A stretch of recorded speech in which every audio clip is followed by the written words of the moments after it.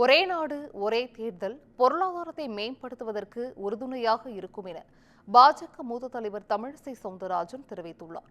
மதுரை விமான நிலையத்தில் செய்தியாளர்களுக்கு பேட்டியளித்த அவர், கச்சத்தீவு விவகாரத்தில் மக்களுக்கு திமுக பதில் சொல்லியே ஆக வேண்டும் என கூறினார்.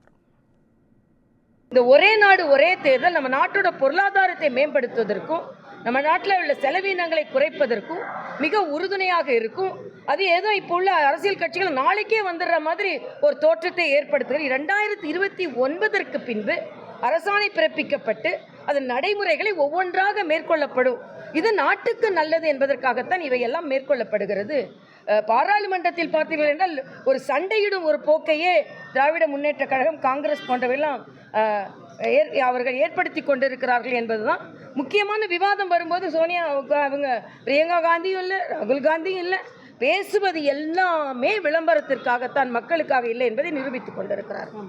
இல்லை, இதை கச்சத்தீவில் தமிழக மக்களுக்கு திமுக பதில் சொல்லியே ஆக வேண்டும். கச்சத்தீவை கொடுத்தது திராவிட முன்னேற்ற கழகம், அதை தாரை வார்த்தது திராவிட முன்னேற்ற கழகம். தங்கள் மீது உள்ள ஊழல் குற்றச்சாட்டுகளை எந்த விதத்திலும் திசை திருப்புவதற்காக கொடுக்கப்பட்டது. அது மட்டுமல்ல, அவர்கள் வழக்காடு மன்றங்களிலேயே இந்த கச்சத்தீவு என்பது இந்தியாவின் பகுதி அல்ல என்பதை திராவிட முன்னேற்ற கழக அரசு சொல்லி இருக்கிறது. மரியாதைக்குரிய கலைஞர் அவர்களுக்கு தெரிந்துதான் இதெல்லாம் நடந்திருக்கிறது.